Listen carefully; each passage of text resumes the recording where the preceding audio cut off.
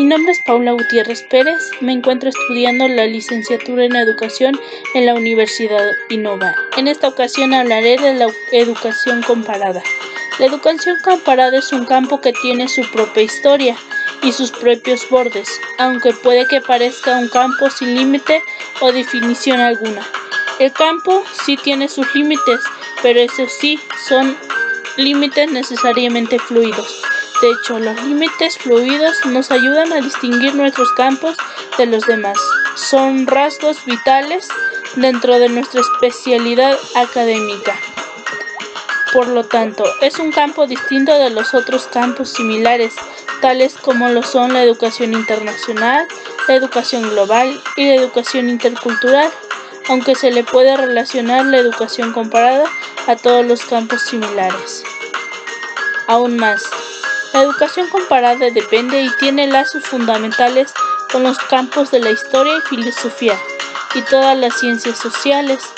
La educación comparada usa y adapta las teorías, métodos y perspectivas analíticas de las ciencias del estudio del ser humano.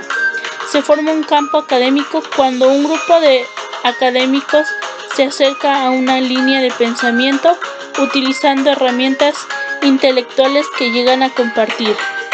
El hecho de que hayan creado un argot académico para que luego dentro del campo lo identifican sirve como un método que también se puede comunicar las ideas que se comparten entre todos de este campo. Huella 1. El positivismo como la epistemología inicial. Ningún campo académico tiene un inicio preciso. Todos los campos tienen que tener sus antecedentes, sin que no pudiera seguir creciendo o ser relevante hoy en día. Seguramente cada uno puede llegar más o menos a un consenso sobre el momento o periodo en el que todo aquel conocimiento emergió, toma forma y fue determinado como campo académico único y con mucha relevancia. Investigadores empezarán a identificar que una construcción analítica común, aunque con respecto a esto hay que decir que existe una diferencia sutil entre una fundación y un origen, ya que el último se refiere a la semilla de un campo. William Brickman le atribuye las raíces de la educación comparada a los romanos, griegos y persianos de la antigüedad. La fundación de la educación comparada como un campo académico y profesional llegó mucho más tarde, cuando por fin muchos investigadores se pusieron de acuerdo sobre un episodio específico en el siglo XIX como un momento más definitivo, el momento que dio a luz el campo. En su esquiz, Julian acuñó el término la educación comparada. Básicamente, el esquiz fue un plan que quiso examinar un gran rango de características encargadas de las escuelas de Europa. Lo que hizo el esquiz, esta obra tan monumental dentro del campo, no fue usar encuestas en sí. Realmente otros académicos como Cuvier y Jean hicieron encuestas empíricas, aunque en absoluto rigurosas, en Holanda e Inglaterra, para que dieran a conocer las mejores escuelas. Julian deseaba en primer medida emplear un método muy sistemático para investigar las escuelas y en segunda medida iniciar una ciencia de la educación comparada que podría establecer leyes que dirigiesen las características observadas de la educación derivada de una encuesta sistemática. El modelo de Julian dio al campo su fundación epistemológica. Aquella fundación fue el uso del positivismo. De hecho, Julian intentó utilizar el positivismo como un marco epistemológico una década antes de que Auguste Comte, el hombre que se considera el fundador de la sociología como un campo del estudio, lo intentase. Según Comte, el carácter fundamental de la filosofía positivista es determinar si todo fenómeno humano está sujeto a leyes invariables. El descubrimiento preciso es aquella ley y la intención de reducirla al menos número posible serán las metas de todos nuestros esfuerzos. Está más claro que antes la de Comte. Julien promulgó la idea de la invariabilidad de estas leyes que había de aplicar a la educación y a sus efectos.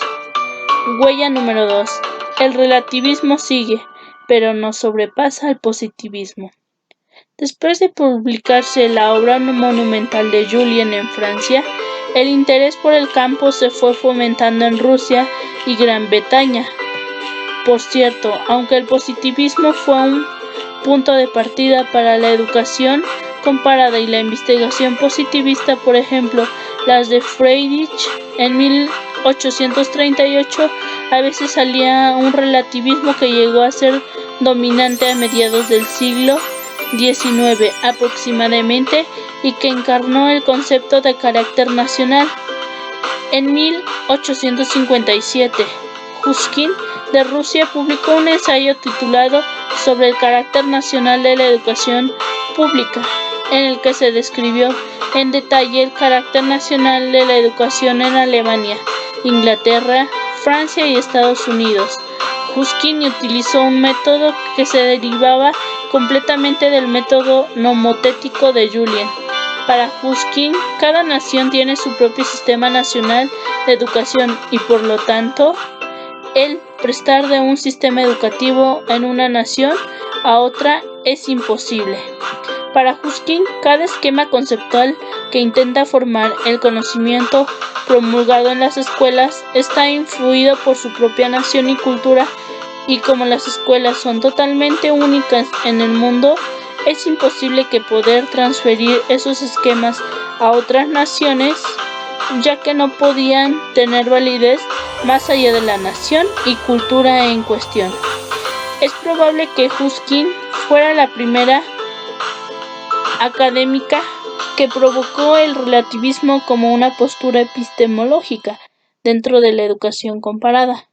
Pero desde luego, Michener de Inglaterra era e incluso hoy ha sido nuestro apóstol más inteligente e influyente, analizando su gran y famosa discusión dando a Whitfield, Inglaterra, en 1900. Podemos discernir dos elementos claves en el relativismo de Schiller. El primero afirma la importancia de carácter nacional y en esa manera adelantada la perspectiva de Pushkin. El segundo elemento del relativismo de Schiller sugería que podemos captar la naturaleza humana y verdadera de nuestra educación solamente a través de la educación comparada.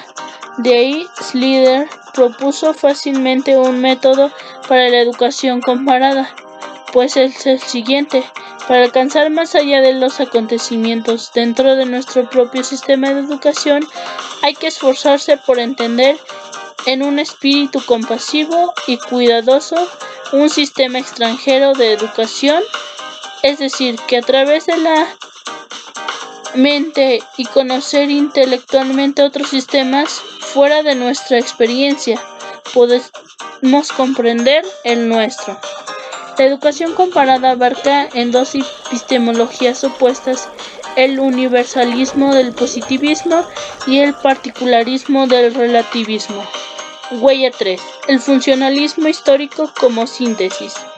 Para algunos positivistas, la erudición relativista está lejos de la erudición comparada legítima, igual que la erudición positivista está mal aconsejada para algunos relativistas. A mediados del siglo XX, un grupo de comparatistas de mucha influencia, especialmente Friedrich de Alemania e Isaac, inicialmente del Reino Unido y luego de Estados Unidos, entendían que tendría que existir una corriente central epistemológica, es decir, una mezcla del positivismo y relativismo. Es necesario que los esfuerzos para delinear los confines de un campo académico descansen últimamente en una línea continua de epistemología. El método evolucionario adoptado por Todos los libros de texto de la educación comparada de Bereday y Schwerful esconden la importancia de corrientes epistemológicas en el desarrollo del campo, al contrario de lo que se suele pensar del desarrollo epistemológico del campo de la educación comparada. El mismo procedimiento positivista que Julien introdujo en 1817 sigue siendo usado actualmente, igual que el método relativista introducido por Ruskin en 1857.